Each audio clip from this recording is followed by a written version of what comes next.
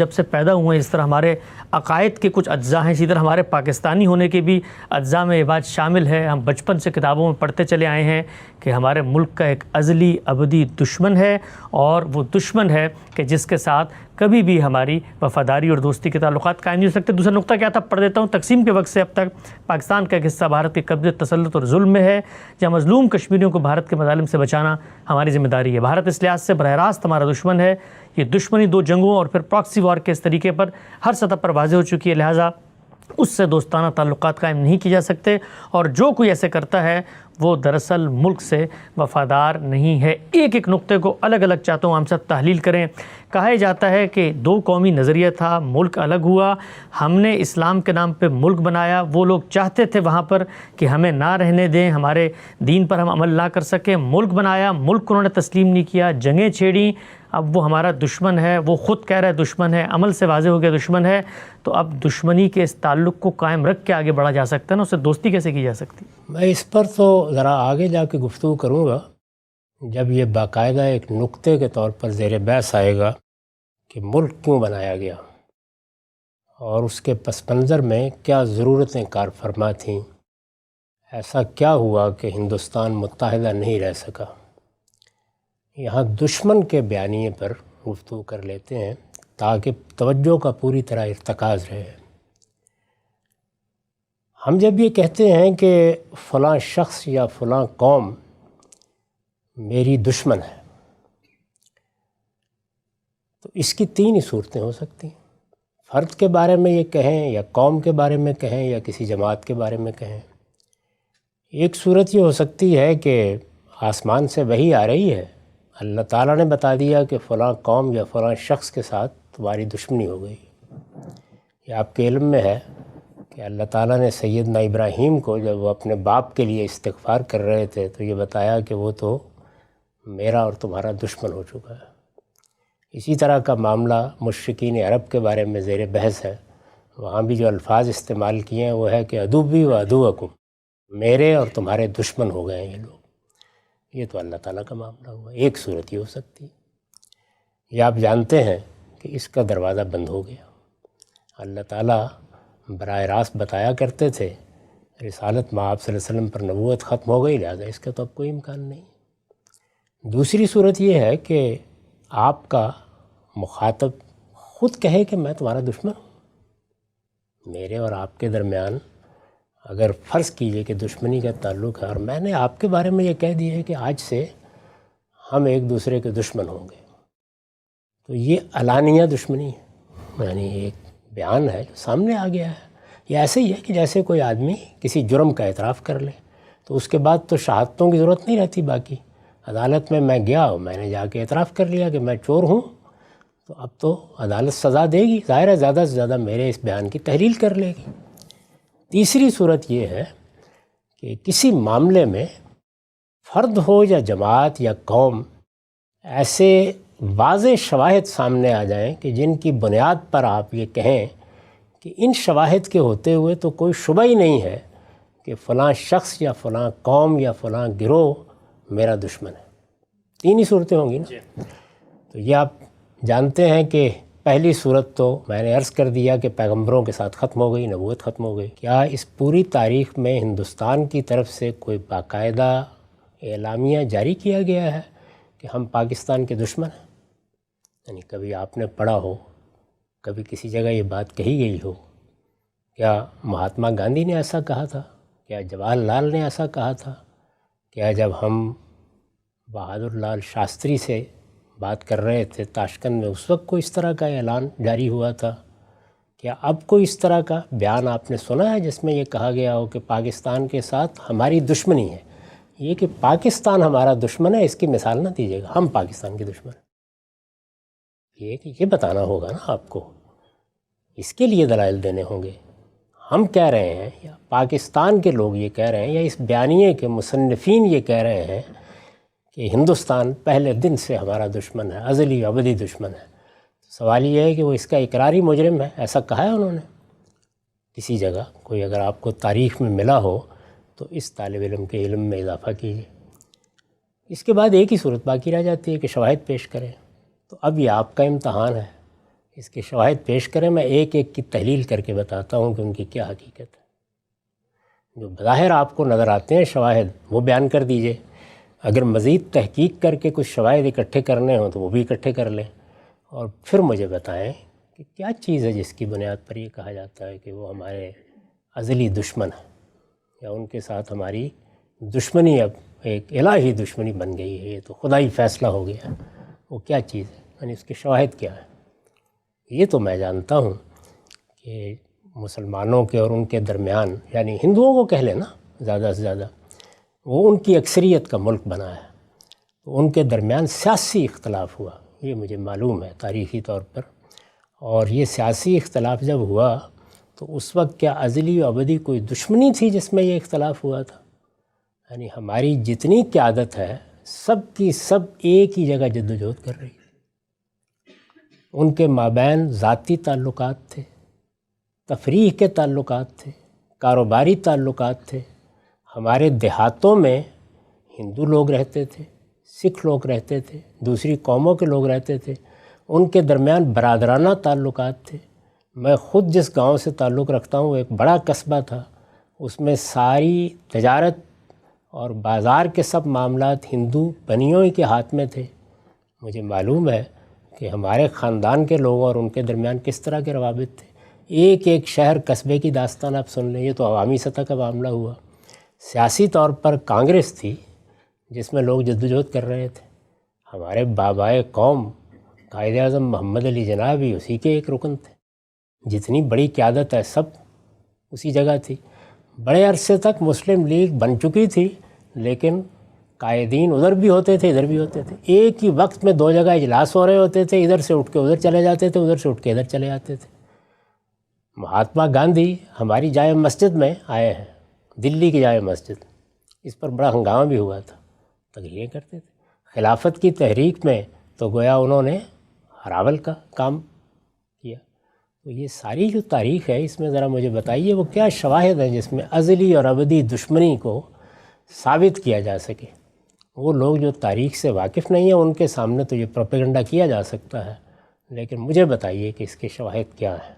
دو قومیں ہیں، عرصے سے رہ رہی تھیں، ہزاروں سال سے، آپ کو معلوم ہے کم بیش 1000 سال تک مسلمانوں نے حکومت کی ہے۔ اختلافات کسی جگہ پہ ہو گئے یا کوئی تنازع ہو گیا وہ بالکل الگ چیز ہے۔ یہ بات کہ دشمنی کے شواہد کیا ہیں، کیونکہ اختلافات تو دو بھائیوں کے درمیان ہو جاتے ہیں، میاں بیوی کے درمیان ہو جاتے ہیں، والدین اولاد کے درمیان ہو جاتے ہیں، ان اختلافات میں سنگین اختلافات بھی ہو جاتے ہیں، ایسے اختلافات بھی ہو جاتے ہیں کہ ایک ہی باپ کے بیٹے ہیں اور کاروبار میں علیحدہ کرنا پڑ جاتا ہے۔ یہ سب چیزیں ہیں، ان کے لیے صحیح لفظ اگر آپ استعمال کرنا چاہیں تو بہت نیچے کے درجے میں اختلاف ہے، ذرا اوپر چلے جائیں تو تنازع ہے۔ تو تنازعات یا اختلافات یہ تو اس میں کوئی شبہ نہیں کہ خود اس وقت میں بتا سکتا ہوں آپ کو کہ پاکستان میں رہنے والے لوگوں کے مابین کیا کیا تنازعات اور کیا کیا اختلافات ہیں۔ یہ ان کے ساتھ بھی تھے، ہوئے بھی، اس کے نتیجے میں ملک کی تقسیم کرنا پڑی۔ دشمنی کے شواہد ذرا پیش فرمائیں۔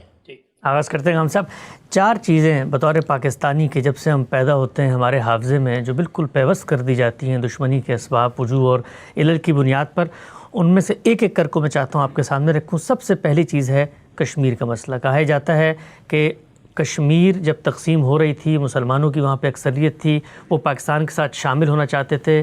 ہندوستان نے پاکستان دشمنی کا مظاہرہ کرتے ہوئے وہاں پر فوجیں بھیجیں، اور آج بھی ہم دیکھتے ہیں لاکھوں فوجیں وہاں پر موجود ہیں، ان کے قبضے میں۔ ہمارے یہاں تو روزانہ پی ٹی وی پہ رات کے 9 بجے کے خبر نامے میں کشمیر کی یہی ظلم اور جبر کی داستان دکھائی جاتی ہے کہ جیسے دشمن قومیں سلوک کرتی ہیں ویسے ہی اس قوم کے ساتھ جو پاکستان کے ساتھ ملنا چاہ رہی تھی ان کے ساتھ سلوک کیا گیا۔ پہلا نقطہ کشمیر۔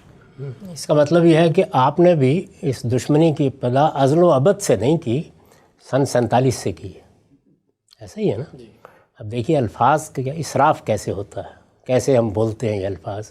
بالکل آپ نے ٹھیک بیانیہ روایت کیا ہے کہ ازلی و ابدی دشمن ہے، تو یہ ازل تو 1947 سے شروع کیا نا ابھی آپ نے، میں اس کی تحلیل ابھی کرتا ہوں، یعنی یہ 1947 سے۔ اس کا مطلب ہے کہ اس سے پہلے کیا تھا، یعنی اس سے پہلے یہ مسلمان قوم، یہ ہندو قوم، یہ یہاں کی مسیحی اقوام، یہ مل کے آزادی کی جدوجہد کر رہی تھی۔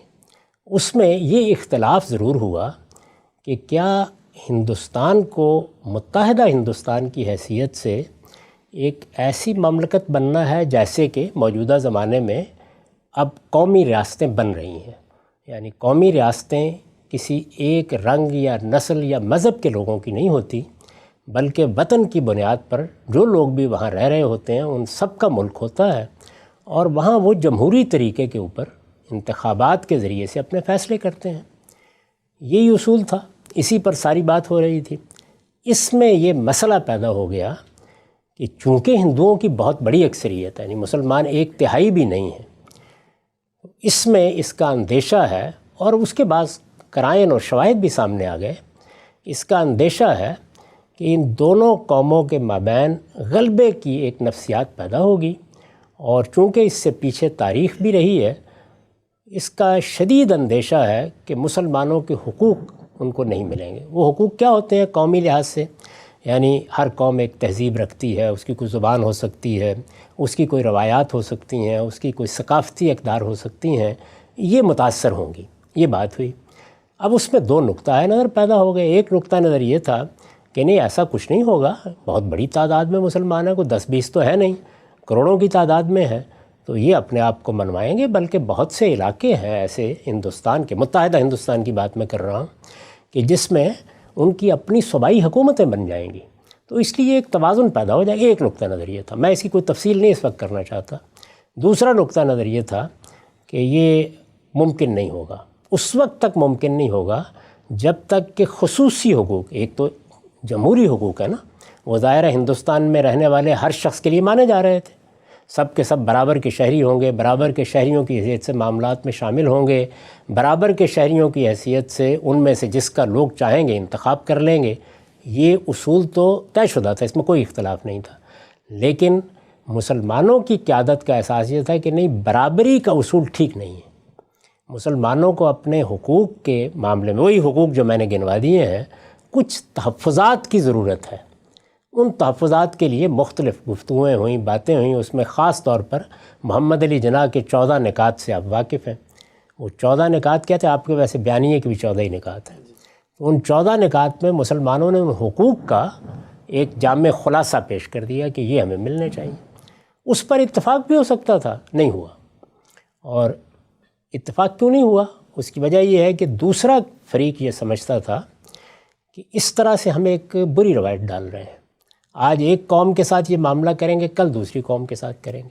اب مثال کے طور پر دیکھیں نا کہ یہ امریکہ ہے، اس میں ہم بیٹھے ہوئے ہیں، اس میں بہت سی اقوام ہیں، اس میں زبانوں میں بھی اختلاف ہے، یہاں بہت لوگ ہیں جو اسپینش زبان بولتے ہیں، بہت سے جو انگریزی زبان بولتے ہیں، رنگوں کا بھی اختلاف ہے۔ تو اس میں اگر ایک ایک قومیت کو آپ الگ الگ حقوق کے لحاظ سے دیکھیں تو کوئی نظم نہیں وجود میں آتا۔ دوسروں کا نقطہ نظر یہ تھا، مسلمان یا مسلمانوں کی قیادت بتدریج، پہلے مرحلے میں ایسا نہیں تھا، اس نتیجے تک پہنچی کہ نہیں یہ ہماری ضرورت ہے۔ اس پر اتفاق نہیں ہو سکا، یہ 2 نقطہ ہے نظر کا اختلاف تھا۔ جب اس پہ اتفاق نہیں ہو سکا تو تقسیم پر راضی ہو گیا۔ تو ازلی ابدی دشمنی کا تو کوئی سوال نہیں تھا، ایک نزاع واقع ہوئی، اس میں یہ نقطہ نظر تھے، اس پر اب ہم اس پہ گفتگو نہیں کرتے کہ کس کا موقف درست تھا، کس کا غلط تھا۔ اس نزاع کے نتیجے میں فیصلہ یہ ہوا، جیسے کہ عام طور پہ ہوتا ہے کہ بھئی ہیں تو ہم ایک ہی باپ کے بیٹے، لیکن اب یہ کاروبار اکٹھا نہیں ہو سکتا، اب بہتر ہے الگ الگ ہی کر لیں۔ تو بہت سلیقے کے ساتھ جس کو قائد اعظم نے بیان کیا کہ ہم تو ایسے تعلقات کی توقع رکھتے ہیں جیسے کینیڈا اور امریکہ کے تعلقات ہیں، یہ قائد اعظم کے الفاظ ہیں۔ اور اس زمانے میں جب یہ جدوجہد ہو رہی تھی، کسی کے وہم و گمان میں بھی نہیں تھا، لیڈر حضرات آپس میں ملتے تھے، بات کرتے تھے، بیٹھ کے کھانا کھاتے تھے، سب معاملات طے کرتے تھے۔ آپ پوری تاریخ کا مطالعہ کر لیں، اس میں یہ طے ہو گیا۔ جب ظاہر ہے کہ اس طرح کی علیحدگی ہوتی ہے تو ایک خاندان میں بھی ہو تو کچھ تلخی آ جاتی ہے، طبائع میں آ جاتی ہے، گفتگوؤں میں آ جاتی ہے، لیکن اتنی ہی تھی جتنی عام طور پر دنیا کے نزاعات میں آتی ہے۔ تو ایک تو یہ پس منظر میں نے خود بتا دیا کہ اگر کوئی دشمنی کہیں سے برآمد کرنی ہے اس کے اندر سے تو ابھی کر لیں پہلے، تاکہ ہم سن 47 پر اطمینان کے ساتھ آ سکیں۔ اس کے بعد اب کشمیر کے معاملے پہ آئیے، اس میں بھی لوگوں کو کچھ علم حاصل کرنے کی ضرورت ہے۔ ہندوستان جس پر برطانیہ عظمیٰ کی حکومت تھی، لوگوں کو معلوم ہونا چاہیے کہ یہ سارا کا سارا ہندوستان ایک طریقے سے جیسے امریکہ چل رہا ہے یا برطانیہ چل رہا ہے، اس طرح نہیں چل رہا تھا۔ انگریز جب یہاں آئے تو انہوں نے آ کے یہاں مغلوں کی حکومت بتدریج ختم کی۔ اس کے بعد بعض علاقے تھے جہاں پر جو تعلقے داریاں تھیں یا آپ کہہ سکتے ہیں کہ چھوٹی چھوٹی ریاستیں تھیں، ان کو بھی انہوں نے ایسے حالات پیش آئے کہ جنگ و جدال کی نوبت آ گئی یا معاملہ نہیں ہو سکا تو ختم کر دیا۔ اس سے ایک بڑا علاقہ وہ تھا جس کو انگریزی حکومت براہ راست کنٹرول کرتی تھی، اس کو برطانوی ہند کہا جاتا تھا، ایک بڑا علاقہ تھا۔ اس میں کوئی 17 کے قریب صوبے بن گئے ہوئے تھے، لیکن یہ سارا ہندوستان نہیں تھا۔ سارے ہندوستان میں آپ جانتے ہیں 565 نیم خود مختار ریاستیں تھیں، ایک نہیں، دو نہیں، 565۔ ان میں سے تقسیم کے بعد 13 ریاستیں پاکستان کے حصے میں آئی تھیں، تو اس لیے باقی کتنی رہ گئی؟ 552، یعنی ادھر بھی اتنی رہ گئی تھی باقی۔ پورے بر صغیر میں کہیے یا متحدہ ہندوستان میں کہیے تو 565 ریاستیں تھیں۔ ان ریاستوں کا اپنا نظام تھا، ان کے اپنے معاملات تھے۔ آپ نظام حیدرآباد سے واقف ہیں، آپ بھوپال سے واقف ہیں۔ ان میں ریاستی نظم وہاں کے موروثی حکمران چلا رہے تھے، ہندو بھی تھے، مسلمان بھی تھے۔ انگریزوں نے ان کو اسی طرح باقی رکھا ہوا تھا، یعنی وہ بحیثیت مجموعی پورے ہندوستان پر حکومت کرتے تھے۔ ان ریاستوں کے بھی مثلاً بہت سے معاملات جیسے بین الاقوامی تعلقات ہیں، خارجہ پالیسی ہے، افواج ہیں، وہ دیکھتے تھے، لیکن یہ ریاستیں اپنے سکے جاری کرتی تھیں، یہ ریاستیں اپنی چھوٹی چھوٹی فوجیں رکھتی تھیں، یہ ریاستیں اپنے تمام معاملات انجام دیتی تھیں۔ یہ کتنی تھیں؟ 565، معمولی تعداد نہیں ہے۔ تو اب یہ سوال پیدا ہوا کہ یہ 565 ریاستوں کا کیا مستقبل ہے؟ یعنی انگریزوں نے تو یہ طریقہ اختیار کیا۔ آپ جانتے ہیں کہ ہم لوگوں نے 10 سال ملیشیا میں گزارے ہیں، وہاں پر بھی یہی صورتحال تھی، یعنی اب بھی وہاں 9 ریاستیں اپنے موروثی حکمرانوں ہی کے تحت ہیں۔ تو آپ اگر وہاں کے میوزیم میں جائیں تو وہاں وہ دستاویز ہے جس میں انہوں نے ملیشیا کی آزادی کا فیصلہ کیا ہے۔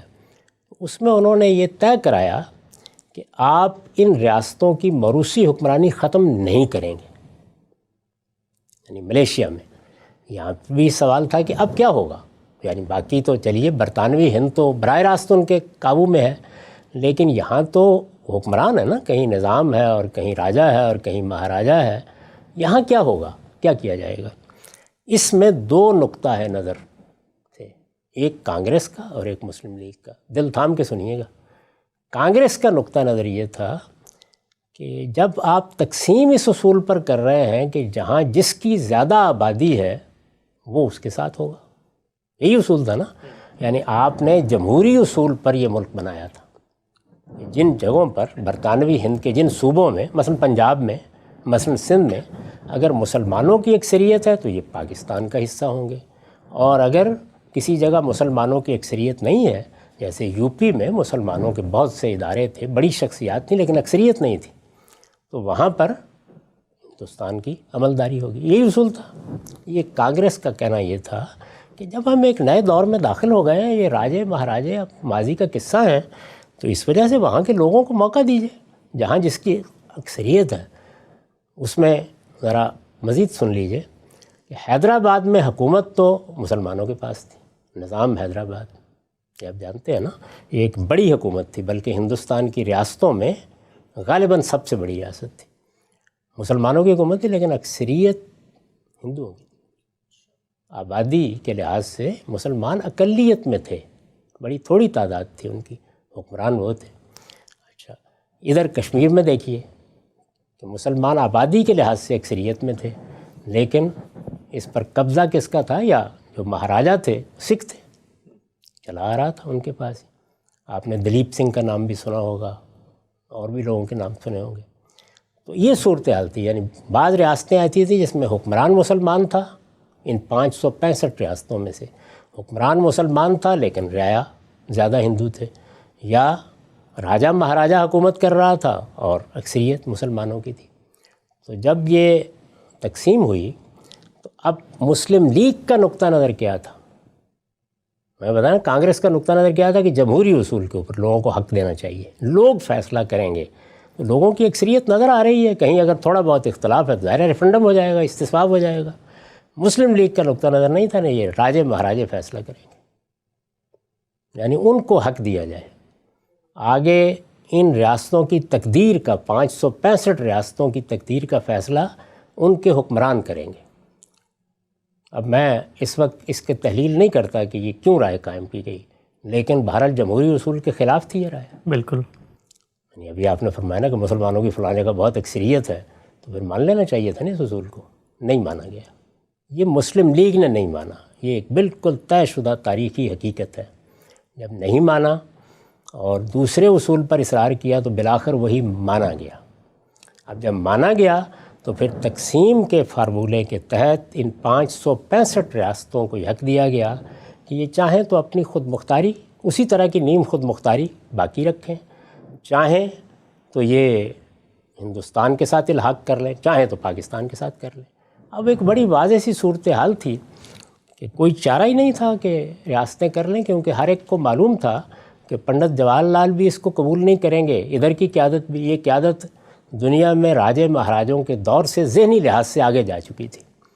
تو اس لیے اب دیکھیے کیا ہوا، 549 ریاستوں نے، 552 رہ گئی تھی نا ہندوستان میں، 549 ریاستوں نے ہندوستان کے ساتھ بہت جلد، یعنی تھوڑے تھوڑے دنوں کے بعد الحاق کا اعلان کر دیا۔